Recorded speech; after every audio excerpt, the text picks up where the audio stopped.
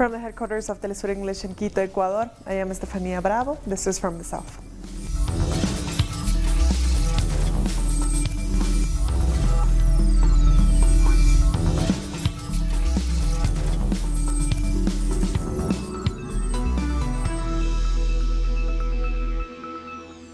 Russian Foreign Minister Sergei Lavrov has said that there is no support for military intervention in Venezuela. Lavrov made the remarks after a meeting with the U.S. Secretary of State Mike Pompeo. The two are in Finland for the meeting of Arctic countries. During my contacts with my U.S., European and South American colleagues, I did not see any support for a reckless military solution in Venezuela. I hope this overall understanding will be put into practice, and there will be no military solution because it would be catastrophic. Yeah, I don't want to say too much other than I made clear our view that the Venezuelans deserve a democracy that doesn't have any foreign party running their country or involved in their country on a consistent basis in a military way, right? So we want the Cubans out, we want the Iranians out, we want the Russians military out. We had that conversation, and we started to talk about how our interests might be able to find a way forward. I don't know that we'll get to the right place, but we'll have further conversations. Meanwhile, Venezuela's Foreign Minister Jorge Arreaza has confirmed there is a group of Russian military experts in his country.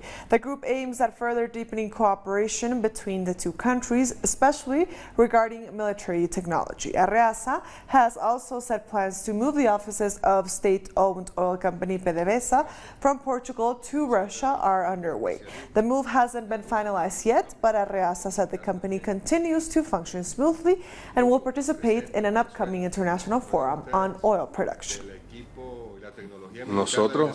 We really hope that Russia will import more oil from Venezuela, but what we really hope for is to see Russia produce oil with Venezuela.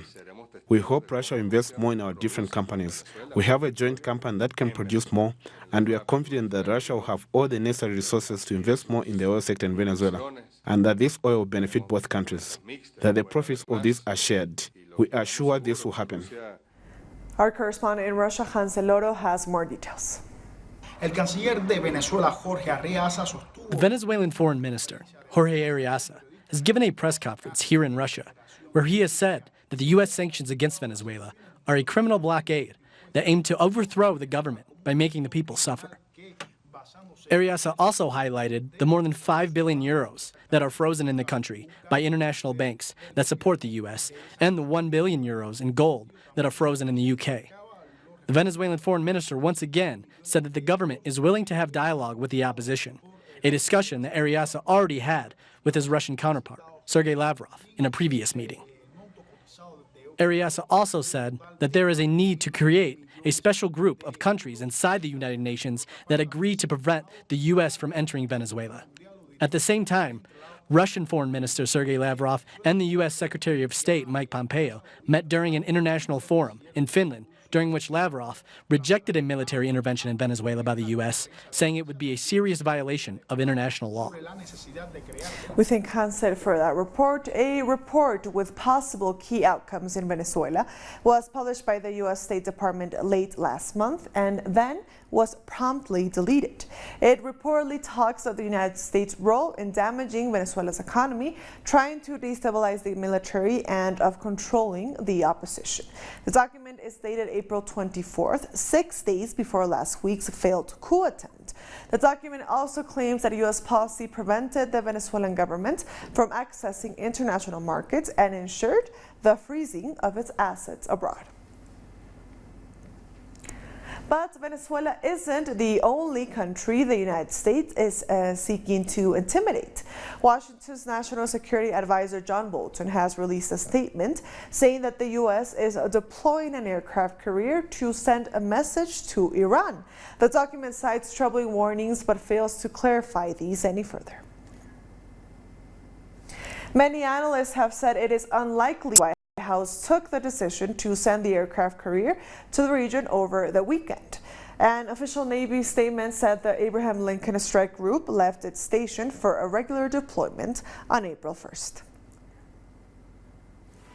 Instead, the journey will have been planned well in advance. However, the escalation of rhetoric raises concerns for peace in the region.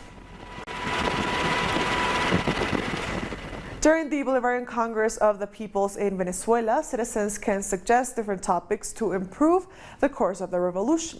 Let's find out more about the discussions being made by everyday people. Venezuela's different social and political movements converge in a single effort to debate the possible deficiencies that may be present in the Bolivarian revolution. Through these initiatives, actions can be coordinated with positive answers. Today we are taking part in this organizational, inclusive and productive task, and we're here to tell the world that despite the U.S. blockade, we are producing for the people and for a country that is going to be independent. A line of work is being activated through groups to prioritize future challenges. The discussion addresses ideas regarding the economic, political and social system of the country. We can see right now that we've made achievements during the revolution. We've made advance, but there is still much to do. We have to deepen in, and that's why we are having this debate. It's important to enhance mechanisms to face the escalating aggressions against Venezuela. Meanwhile, parts of the opposition answer Juan Guaido's call to protest, even though he's really someone who led an attempted coup. President Maduro is organizing the People's Offensive. There are those who believe that with a coup, the revolutionary forces were going to back down. Let the gringos know that the people are here. Chavez is here. The voice of Bolivar is here. Here we are, loyal to Maduro. Over 6 million people across Venezuela's 24 states answered the President Nicolás Maduro's call to be part of the discussions. And from those, the proposals will have 3 more stages. We have agreed an extraordinary task, which are recommendations that we have to make to the president. But we have to be very clear about what we are doing right now. We have to win and to succeed once again against the coup directed from the U.S. and those here who followed them. The results of these consultations will strengthen the Homeland Plan, an agenda for the economic and social development of the country between 2019 and 2025. 2 members of Mexico's indigenous communities were murdered on Saturday while they were inside a truck in the state of Guerrero. According to a local newspaper, José Lucio Bartolo Faustino and Modesto Verales Sebastián were members of the National Indigenous Congress. The leaders were reported missing on Saturday after they went to a meeting in Chilpancingo with members of the Guerrero Popular and Indigenous Council. In an official communique, the indigenous movements say they have been organizing community policing for years to resist the violence, extortion, and the imposition of puppy sewing by 2 criminal groups who control the municipal presidencies of the region. And in Colombia, social leader Francia Marquez was attacked on Saturday afternoon. She, along with other human rights defenders, were attacked with grenades by unknown assailants while preparing a work agenda with the national government. Our correspondent, Tatiana Portela, has the details. After the attempt on the life of Francia Marquez, there have been a lot of reactions. There's been a rejection of the violence from some Colombian media outlets, some political leaders, and some opposition figures who are all worried about the murder of social leaders. But Francia Marquez means as a leader is very well known. She has already won 2 prizes for the defense of territories and life. The demonstration is related to the large number of murders of social leaders in the Cauca department. Let's remember the social and popular Minga.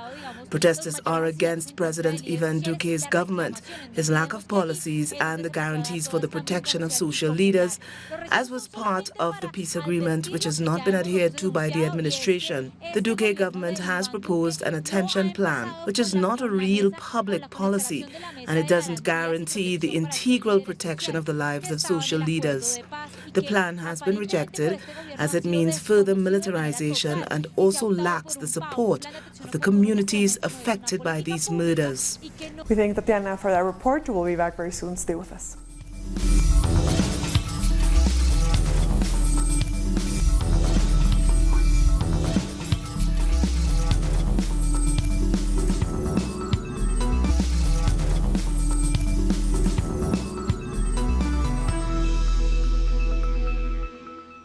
Welcome back. Hundreds of students and teachers have protested in Brazil against budget cuts in public education. They rallied outside a military high school in Rio de Janeiro, where President Jair Bolsonaro was attending a ceremony.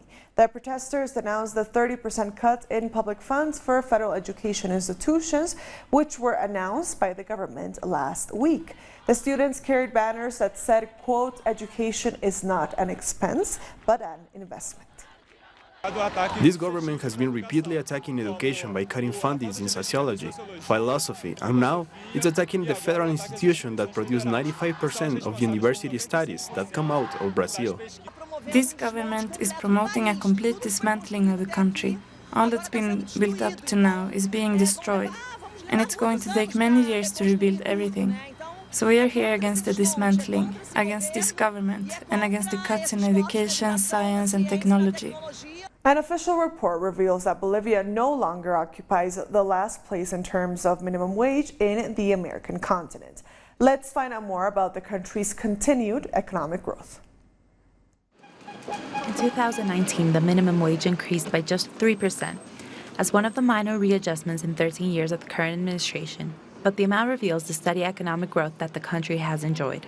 In 2005, Bolivia was the country that had the lowest minimum national wage in the region, at just $54 a month, or 440 Bolivianos. Today, minimum wage stands at 2.1 Bolivianos, which equals $305. As such, we have surpassed the minimum wages of Brazil, Colombia, Peru, and Argentina. 22 Bolivianos. In the time of neoliberal government, wages were frozen for years at a time. With the current administration, every year salaries are readjusted in relation to past inflation figures. Quiere decir que estamos a la mitad de la tabla. At the moment, we stand in the middle of the chart. Chile is still at the top, with a minimum wage of $452. They are followed by Uruguay at $445, Ecuador with $394, and Paraguay with $341. We stand very close to Paraguay. The annual readjustment of wages is done following negotiations with labor unions. It's true. Every year we have been increasing wages, doing what we can to help workers. These agreements are based on a request presented by labor unions to the government. We not only discussed the wage issue, but we have said that we need to strengthen national companies like Yacimientos, Ende and Entel. We are even reevaluating our lithium reserves, and we are asking to develop iron ore in Mutun. President Evo Morales says he governs along with social organizations and unions, to which he has assigned the role of a social cabinet and with whose representatives he met at least once a month. Authorities in Curaçao say a Church of Scientology ship will remain quarantined. That is until they determine how many of the 318 people on board might be infected with measles. 277 blood samples were taken and sent to the Netherlands. Those results are expected by midweek. The ship was previously quarantined in St. Lucia after a crew member was diagnosed with measles. Trinidad and Tobago's former Attorney General and an opposition senator have both appeared in court on corruption charges. Anand Ramlogan and Gerald Ramdeen were read the charges arising out of an alleged fee kickback scam at the AG's office. The scam allegedly took place while Ramlogan held the position from 2010 to 2015. The two men were not called upon to enter a plea. The cases were adjourned until June 28th. And refinery after November 30th, 20.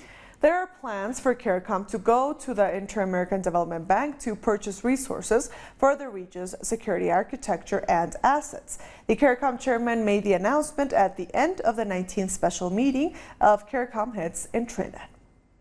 This mechanism would allow for the widest range of security assistance to be provided to any requesting member state within CARICOM.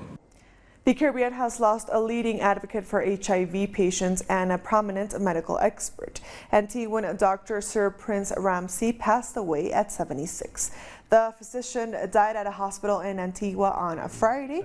He was the recipient of the 2018 UN Population Award in recognition of his many achievements. Dr. Ramsey worked to destigmatize HIV and AIDS as he promoted services to prevent mother-to-child transmissions. 16 years. Did you enjoy those 16 years? At least 58 people have been killed in Niger when a fuel tanker exploded near the international airport in the capital, Niamey. Health officials said 40 people have sustained injuries and are hospitalized.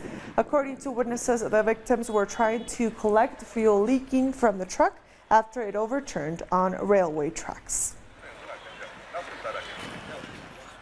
And journalists in Libya have protested in Tripoli against the abduction of their colleagues. The journalists held placards and marched out in the streets demanding the release of Mohammed al-Khourij and Mohammed al-Shebkafila Aftar on Thursday. Their fate remains unknown. Annie, who works for Libya's Al-Attar TV, the two journalists were covering clashes near Tripoli for a private TV channel and were detained by a group. We are protesting today to support our colleagues Mohammed al-Khirid and Mohammed al-Shebani, who were abducted last Thursday. We don't have any news about them or what's become of them. We hope that the organizations who abduct them will free them. The International Criminal Court has announced that Jordan will not be referred to the UN Security Council for failing to arrest former Sudanese President Omar al-Bashir for war crimes. The split decision by the five-judge panel reverses a previous decision by the ICC. But the court has upheld a reprimand of Jordan for not arresting Bashir in 2017 when he attended an Arab League summit. This despite there being two international warrants for the ousted Sudanese president's arrest. Bashir has traveled to a number of countries over the past decade without being arrested. Archaeologists in Egypt have unveiled part of an ancient cemetery near the pyramids of the Giza outside Cairo. Officials from the Ministry of Antiquities said the cemetery is believed to be over 4,500 years old. The cemetery houses burial shafts, tombs of top officials, and a fine limestone statue from the Old Kingdom's 5th dynasty. Election week has kicked off in South Africa. On Monday, the country's electoral commission conducted special votes ahead of the main voting day on Wednesday. The elderly, the sick, and all those who won't be able to vote on the official voting day cast their ballots. The country's biggest political players have wrapped up their campaigns. It's been 25 years of independence from the white minority apartheid rule, and now South Africans are judging the governing ANC party on its gains in the last 2.5 decades. Party leader Cyril Ramaphosa has urged voters to forgive the party for its mistakes and give it another chance.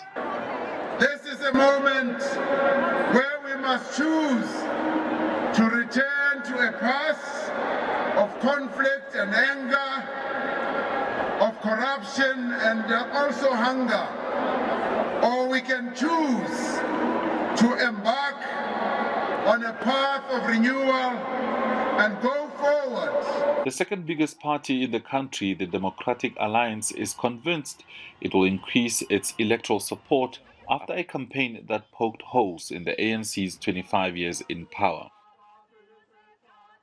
This is our moment to step out of our comfort zone. We're going to look to the future now. And on Wednesday, we're going to make a brave choice on Wednesday. We want to think about our children when we vote on Wednesday. But above all, we're going to be brave and brave for our people. I'm not telling you it's going to be easy, but I'm telling you it's going to be worth it. There's also the game changer in South African politics. The Economic Freedom Fighters is a splinter group of the ANC and has become a force to be reckoned with in the short time since its establishment in 2013. We are not fighting against whites. We are fighting to cede on the dinner table. White people, you will no longer eat alone. We are coming to sit on the dinner table, and if you are refusing us on a dinner table, we are going to destroy that dinner table. No one is going to eat until all of us in South Africa eat from the same dinner table. South Africans have more than 40 parties to choose from in this year's election. Political analysts believe the big parties may lose support to the smaller, newer parties.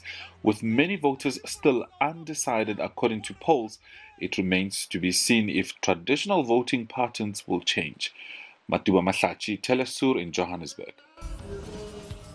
We'll be back very soon. Stay with us.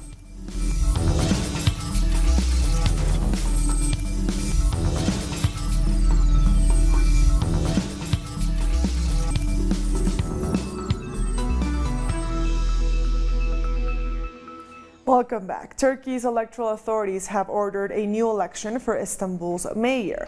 Ekrem İmamoğlu of the main opposition Republican People's Party was declared mayor on April 17th, but President Recep Tayyip Erdogan's party lodged an objection and asked for a new election alleging voting irregularities. Now election board members have accepted the party's objection with 7 votes in favor and 4 against. The new vote will be held on June 23rd.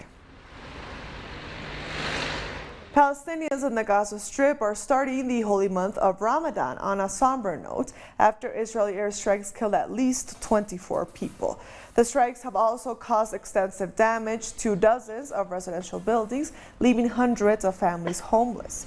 Israeli warplanes bombed more than 200 sites across the Gaza Strip since late on Saturday. Of course, because of the siege for many years, the economic situation of the people is bad. The political situation is not good. Ramadan arrives during a tough situation for people. The people are suffering without this fight. The war environment made the situation worse and increased the suffering of the people. The situation for all is very bad, and it's not the atmosphere of Ramadan. There are no celebrations, no preparations. There is nothing that shows that it is Ramadan. And the Palestinian Prime Minister has condemned continued Israeli strikes on the Gaza Strip. The government calls on the United Nations to intervene immediately to stop the aggression and prevent its possible renewal, and to provide international protection for our people in the Gaza Strip. The government says that the international community cannot be silent against the crimes of the Israeli occupation against civilians. At least 26 fighters have been killed in Syria after government forces carried out airstrikes in northern Hama on Monday. According to authorities, 15 government fighters were among those killed in fierce fighting. The fighting came as regime forces advanced on 2 villages and a strategic hilltop in the region. Authorities say this is in response to stepped-up attacks by the rebel army on government-held areas, denying that the strikes were indiscriminate. The month of Ramadan fasting has begun for millions of Muslims around the world. For the entire holy month, Muslims will be abstaining from food and drink between dawn and dusk. They're also encouraged to focus on meditative acts like prayer, reading the Quran, and charity. However, millions more in India, Pakistan, and Iran will likely be marking the start of the lunar month on Tuesday, based on moon sightings in the region. The end of Ramadan is met with a holiday called Eid al-Fitr, and so we say Ramadan Mubarak to our Muslim brothers and sisters across the world. And with that story, we've come to the end of this news brief. These and other stories, as always, find them on our website at telesurenglish.net. And also join us on social media. We are on Facebook, on Twitter, and on Instagram. For Telesur English, I am Estefania Bravo. Thank you for watching.